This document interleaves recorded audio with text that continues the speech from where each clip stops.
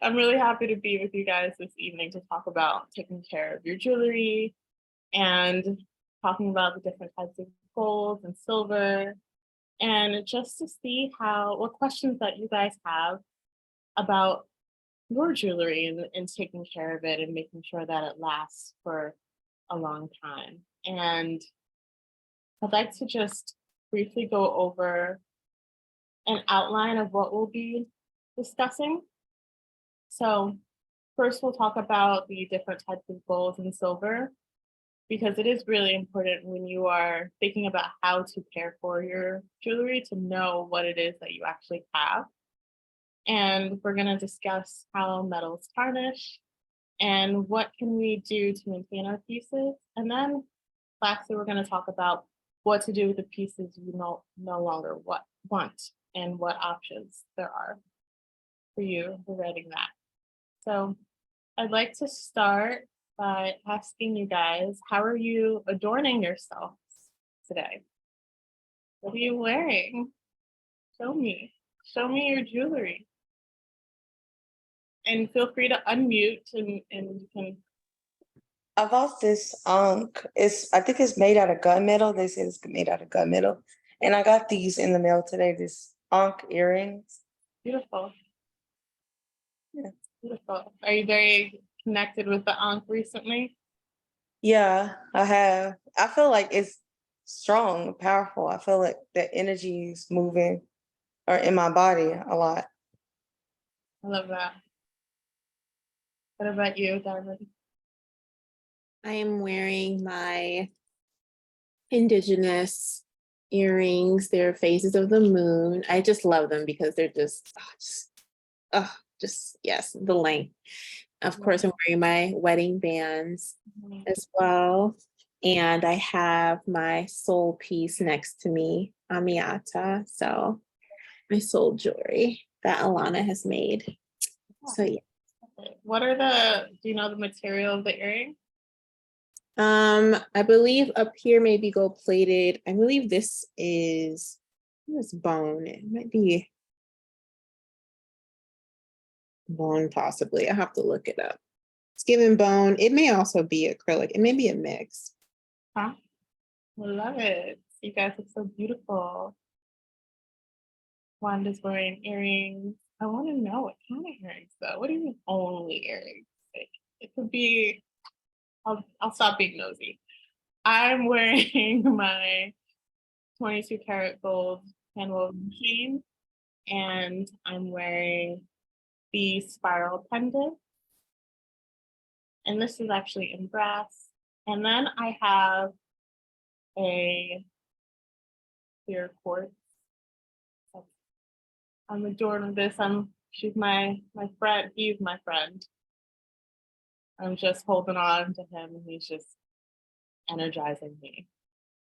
So yes. And then my next question for you guys is, physical and astral, what support do you feel in the astral? Like what elements are supporting you now? And if you need assistance with that, you can just take a little pause and take a deep breath in, out, with your hand on your heart and your eyes closed, and just breathe in and sense into what support is here for you. Many times, the support will show up in the ether before it shows up in physical. Let me know if anything comes up for you guys.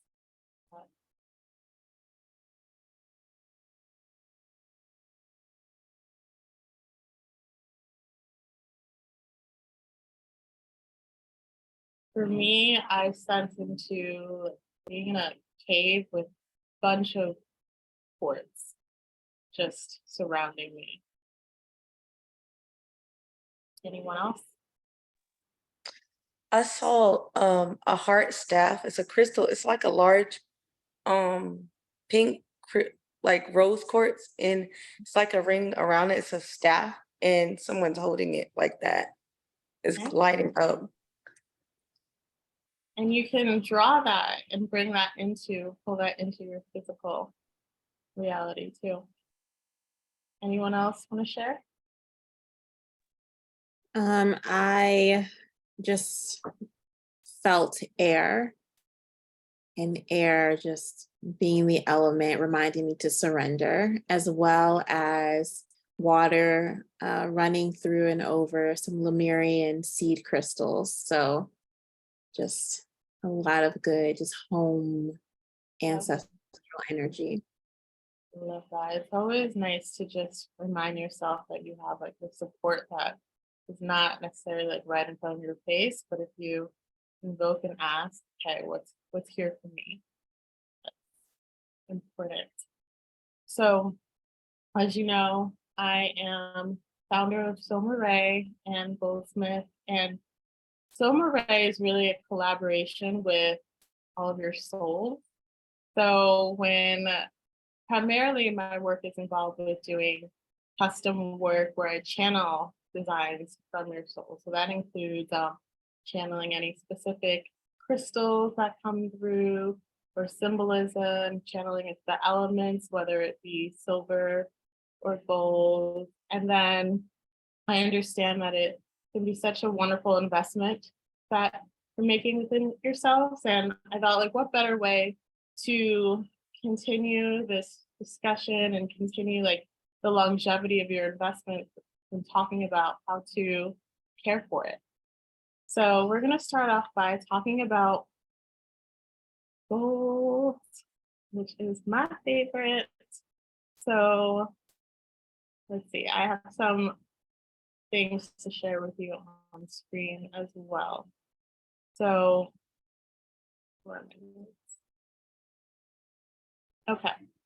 So I want to talk about gold in terms of carats.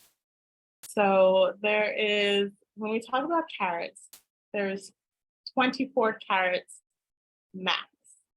So when you say that something is 22 karat gold, like for example, this is 22 karat gold, that means that it's 91% gold and 9% other metals.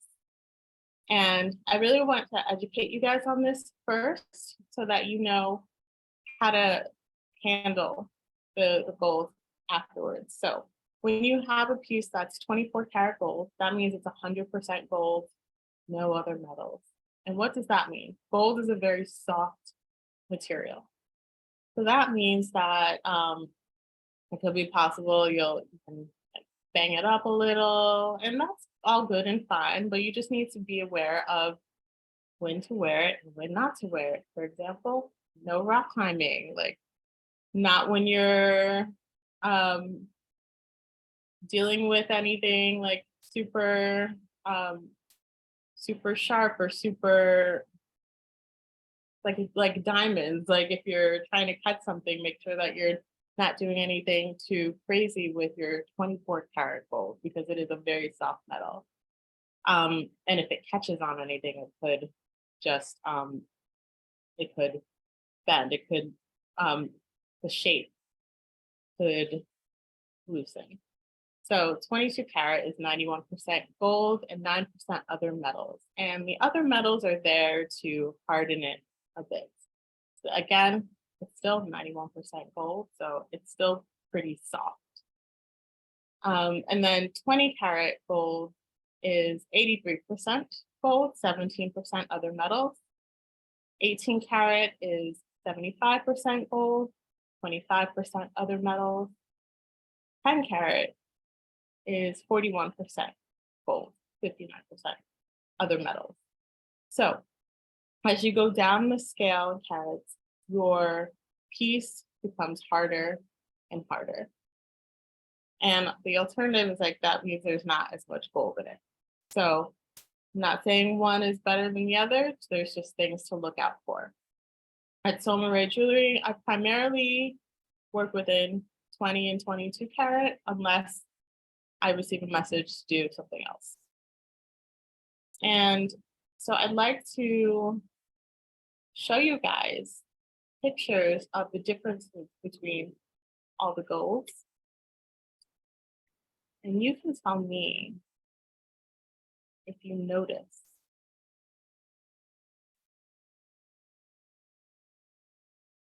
Notice the difference.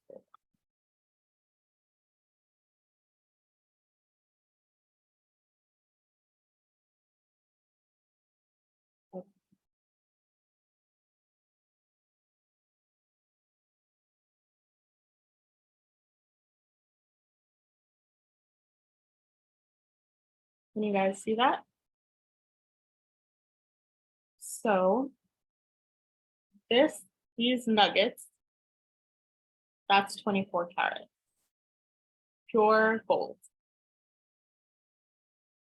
And then as we move down, this is a mix of the chain work is 22 karat gold, and the front where you see the little design, the Celtic knot, is 20 karat. And then we move down to like when you're at your 18 karat, 14 karat, 10 karat, you see how it loses its like the yellow gold is it lightens up a bit more. And then what we see, what's very common within wedding bands is 14 karat. I'd love to know from you guys, because I want to keep this interactive. Do you have a favorite carat of what you have seen so far? Is there something that's like, ooh, yes, I love that color?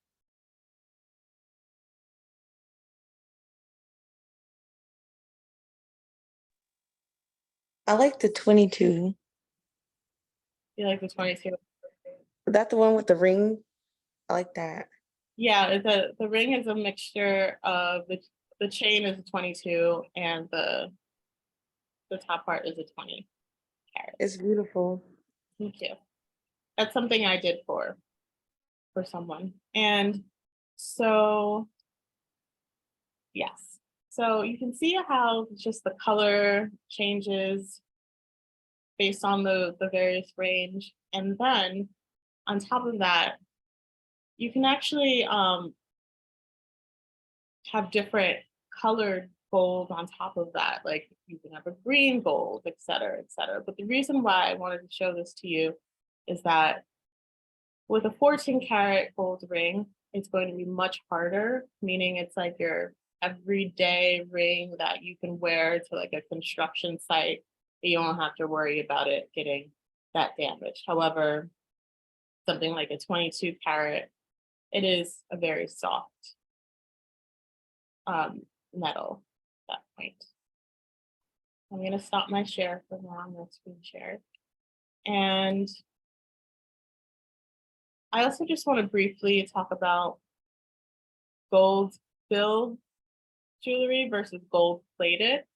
Have you guys heard of the term gold filled and gold plated? Because I want to make sure that like we have so many marketing terms out there, and I'm like, we got to make sure that we make clear what are you getting when you get gold filled jewelry? What are you getting when you get gold plated jewelry? What are you getting when you want Italian gold?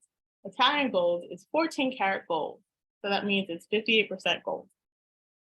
And gold filled is also, you can think about that as kind of gold plated, but not quite. It's 5% gold by weight. And gold plated is 0.05% gold by weight. So it's a very thin layer of gold that's on your piece. So that means that the gold is going to rub off and you're going to need to get it plated again. So you're going to have to get continuous maintenance on your piece. And white gold is also plated with rhodium to make that nice shine, that nice luster, which also means you're going to have to get that plated whenever it loses its luster. So with that said, let's talk about fine silver versus sterling silver. Fine silver is 99.9% silver, and sterling silver is 92.5% silver. So the reason for the sterling silver is kind of similar to when you have like your 20 karat gold. so that it's harder, the harder metal, and it doesn't get banged up. Because the fine silver is very, very soft. Okay. Any questions so far, now that I've talked about the types of metals that we typically see? So what type is like gunmetal? Is it just like gunmetal? I don't understand. When they said this was made out of like gunmetal. You know, I'm not very familiar. I haven't worked with gunmetal, so I wouldn't be able to speak to that. So, anyone else?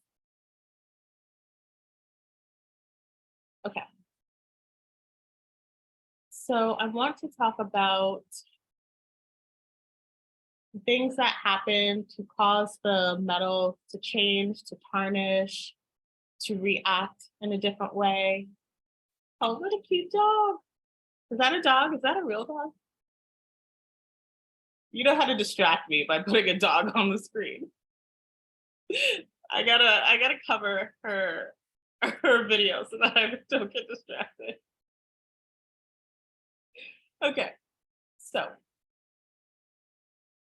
when you're dealing with any type of jewelry, jewelry can tarnish when the surface of the metal comes into contact with any external substance, whether it's body oil, makeup, sulfur, perfumes, lotions, anything like that.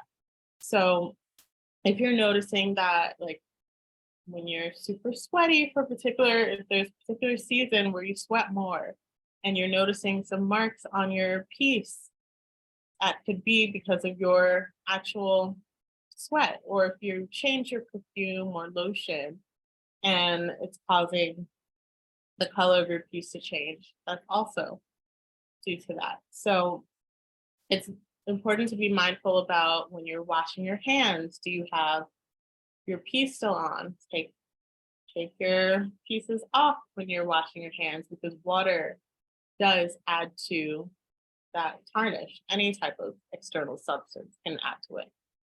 Something that can keep it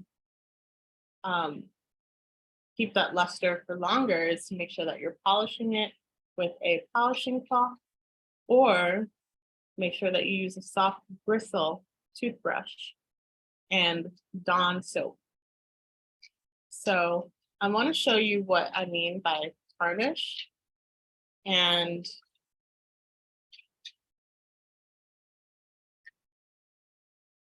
here's a picture of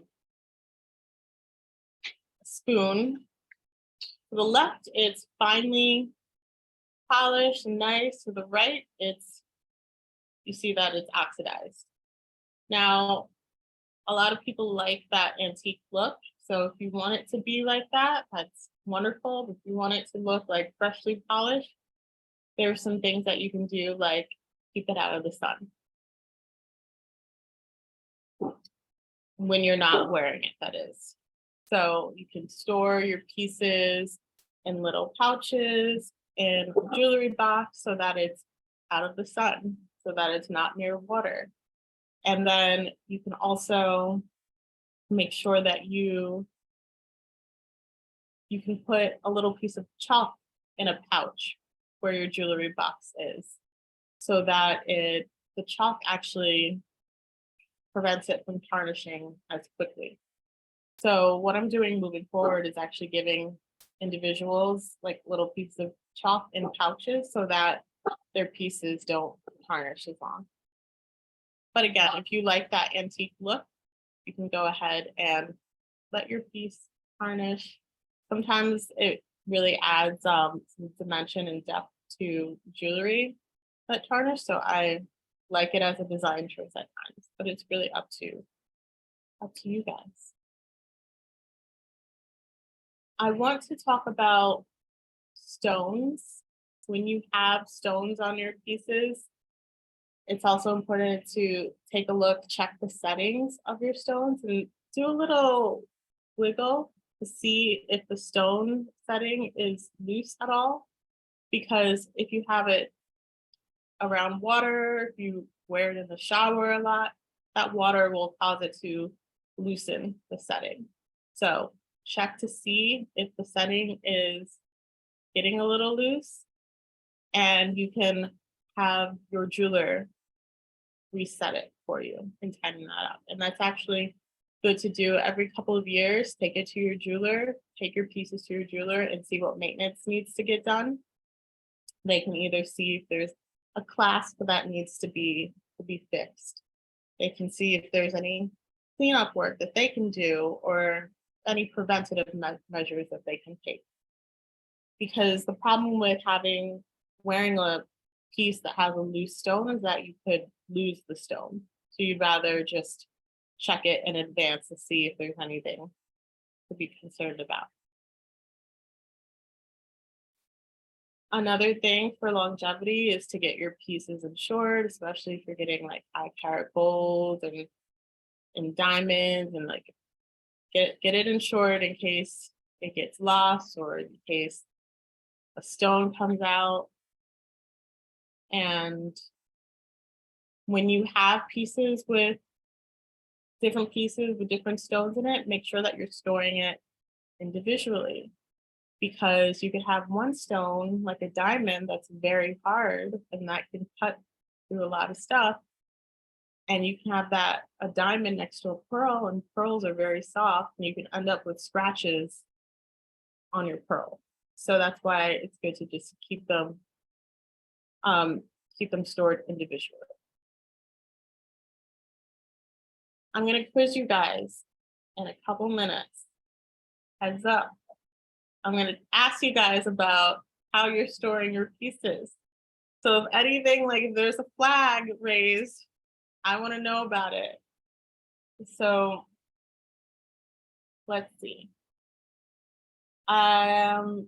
If you have any older pieces around, I want to talk about upcycling your pieces, because especially with gold and silver, you can always have that. You can give it to a jeweler and say, like, I have this gold piece, but I don't wear it anymore. Is there any way that we can repurpose stones in it? You can do this with silver as well, but you can have your gold refined and exchange that for, I'm not going to call it fresh gold, but you can exchange it for pure 24 karat gold and have something new created with it. You can do the same with silver or any other really precious metal that you have.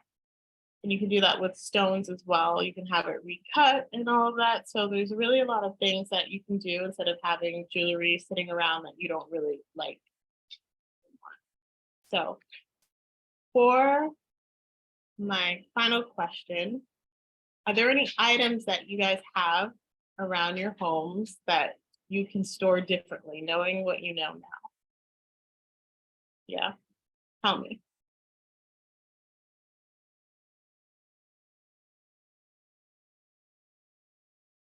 Well, what's coming up for me are like earrings. Because for my necklaces, this is my precious one. So of course she is in her box, her case here. And the other ones are in my jewelry, my bigger jewelry box, and they have their own little hanging thing. You can let me know if it needs to be different. So for those, but many of those may be like sterling silver, but not the fine silver for those. So really it's the earrings. So the layering or putting them all in one place, sometimes if they're smaller, then I may do that, but they may be in their little boxes, but really it comes in when traveling. So at home I'm better. When I'm traveling, that's the nugget for me of like, okay, so then each pouch and all of that is going to be essential. It's going to be essential, especially if you have like diamond jewelry and you're mixed with 22 karat gold or any pearls that you have or may have in the future. Like you just want to protect all of that. And same with like if you have chain necklaces, like you want to make sure that they're not tangled up in each other. If it's a softer metal like a fine silver or 22 karat gold. Yeah, so someone says you have their rings on a ring holder on her desk exposed to the elements. So yeah, let's unless you really don't mind that it's getting exposed to the sun and then it's going to change, it's not going to have its luster, it's going to be oxidized and all of that, I would say keep doing that, but I don't know if you want to do that. Silver will not last as long when you do that. Gold will, but silver will just, I don't know if you've seen the way silver looks in a museum after a long time, but it's virtually like not existent versus the gold that you see. So, okay, someone else says they have a jewelry box. It's made of soft fabric material.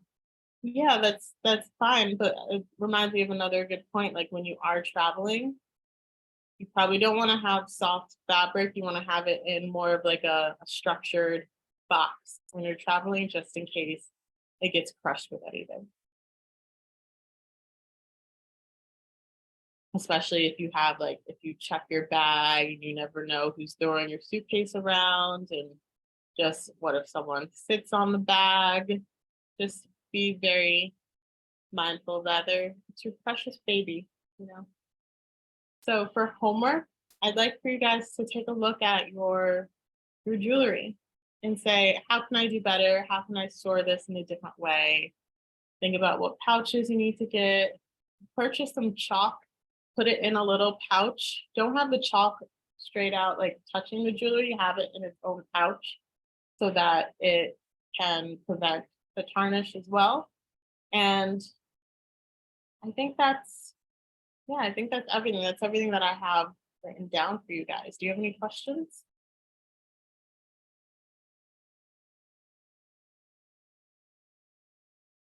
I have a question on upcycling because that was really, really helpful.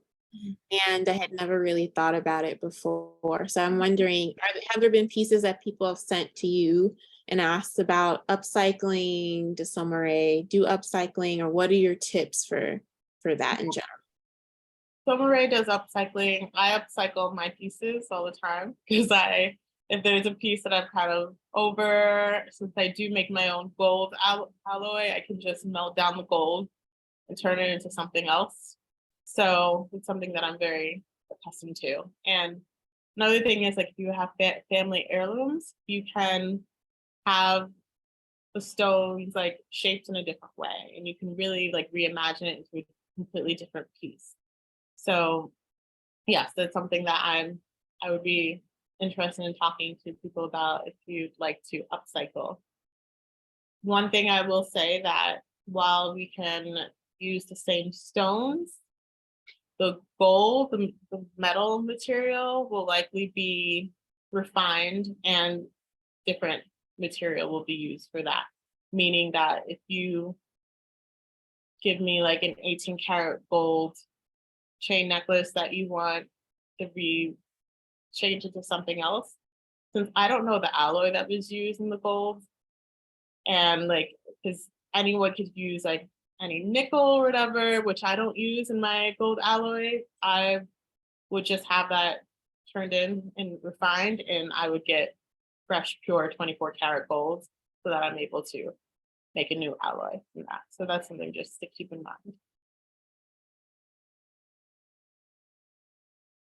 Make this too long because, you know, I could talk about this for a long time, but I really want you guys to get back to me with your homework.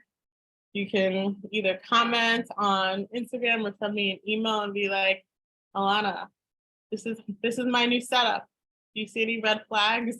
And then I'll let you know if it all looks good or if there are any concerns. But I think it's good to just keep in mind how we're storing everything, and that way we won't have as many surprises with stuff.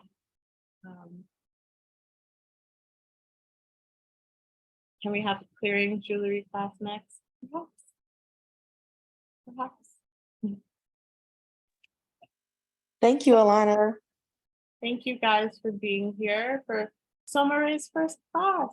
And I'm gonna have the recording up I'll have it posted so that you can always look at it. It'll probably be on my blog. And yes, if you have any questions about there's so array pieces and what materials were used, send me an email and I can get that clarified. But I always try to include that on in your packages, what material was used.